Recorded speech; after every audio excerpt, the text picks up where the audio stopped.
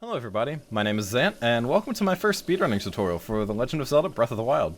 So, today we're going to start small. I'm going to teach you about two of the most fundamental tricks that you should know before ever attempting a speedrun of The Legend of Zelda Breath of the Wild: whistle sprinting and throw sprinting.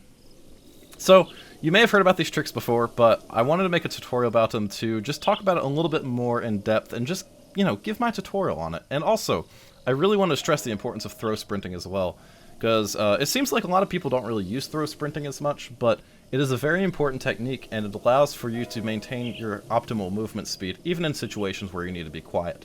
So, essentially, if you don't know how the stamina system works in this game, very quickly, if you're moving along like this and you hold down the sprint button, which for me is B, with how I have my controls mapped, Link will start running, he'll start sprinting very fast. Once that stamina bar next to him runs out, he'll get tired, he'll have to take a little break, he'll move really slow. But, once he recharges, he gives you the thumbs up, he's ready to move at full speed again, and you can finally sprint. So, having that stamina bar right there, that limits how much you can sprint for. However, we have two techniques that allow us to basically bypass that. So, the whistle button in this game, you can press down on the D-pad, and Link will whistle. Essentially, the game intends you to use this to call your horse. You can also use it for things such as attracting enemies, things of that sort. But our main use for this is for bypassing the stamina system. So if you hold down the whistle button while moving, and then instead of holding down the sprint button, pressing it repeatedly, you can actually sprint at nearly full speed without consuming any stamina, like so. So, already you can see how useful this trick is. You're able to sprint as much as you want without using any stamina whatsoever. However, there is one consideration to take in mind with this. This is not full sprint speed. And because of this, if you whistle sprint for the entirety of your runs, you're going to slowly lose some time across the duration of a long run, compared to if you're doing the optimal strat. So, the optimal strat for this is to just cycle between whistle sprinting and regular sprinting. Like this. So, sprinting along like normal, stamina's getting low, I'm starting to whistle sprint. Back up to full, sprinting like normal, and then, whistle sprinting again, letting the stamina recharge, and you just want to cycle back and forth between these when you're moving. That is the most optimal way to do your basic movement in this game. So, you're probably already wondering, how do you hold the controller for doing this? And to help you guys understand this, I'm going to turn my hand cam on right now. I use a Switch Pro controller, and for this controller configuration, I like to use the claw grip.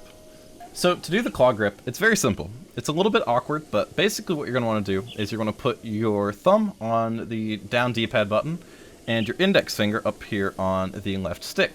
You're going to use your index finger to control Link like this, and then you'll use your thumb to hold down the whistle button while you're sprinting. So you'll do that to cycle back and forth between, whistle sprinting and regular sprinting. And when you don't need to put your thumb on that D-pad, you can easily just move your hand back like this and hold the controller like normal. It's not that hard, right?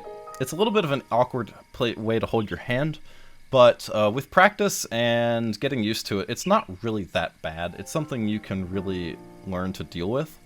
But if you absolutely hate doing that, luckily, on the Nintendo Switch, you have another awesome control option known as Joi Cons. So let me sync these up real quick, and I'll show you another way that you can handle whistle sprinting if you decide to run on Joi Cons. Let me sync these up. So, with Joi Cons, you have separated controllers. So you can do a lot of extra things with that, including using fingers from this hand to control things on this controller. So one method that I know a lot of people do is they like putting their middle finger, or, another finger from this hand, on the whistle button on the other Joy-Con, like so. And that seems a little awkward, but if you really get used to that, you can really get some comfortable control options going here. And I know there's a lot of Switch runners who run on Joy-Cons just fine, so definitely know that this option is here in case you're struggling to, use the claw grip with other control options. Now, something else to mention here about controls. If you are running on the Wii U, first of all, I'm not the best at running on the Wii U, so I'm not going to show you how to claw grip with the gamepad. But on the Wii U, you do have the option to use Homebrew to actually remap buttons so you can use another button for the sprint button. If you want to learn more about that, I'd ask about it in the Breath of the Wild Speedrunning Discord, but that's just a little note that I'm going to give you here about that. So whistle sprinting is great and everything, but oftentimes when speedrunning this game, there are going to be situations where you don't want to be detected by enemies. And when you're whistle sprinting, you're literally whistling at all times, even though it doesn't make a noise. So watch this. If I'm whistle sprinting just past these enemies here, they can notice me, even though you're not hearing the whistle sound. So that is something that you're going to want to avoid in certain situations in this game, and get a good workaround for that is by using a method known as throw sprinting. Very simple. All you want to do is mash the throw and sprint buttons at the same time while moving. Don't hold down the throw button, you want to mash it with the B button. So if you do it correct, it'll look something like this. He'll constantly pull out his weapon and put it away, and he is now moving at whistle sprint speed. Now, just like whistle sprinting, you're going to want to cycle this out with normal sprinting to maintain the optimal movement speed. But I can run over here near these enemy camps and not get detected at all. And yeah, it's a great alternative if you don't want to be detected while sprinting. So, with that, that's all I have for this video. If anybody has questions, feel free to ask in the comments. And also, feel free to join the Breath of the Wild Speedrunning Discord. I'll link the speedrun.com page for Breath of the Wild in the description. And if you check out the site and look on the bar on the left, you will find a link to the Discord server there.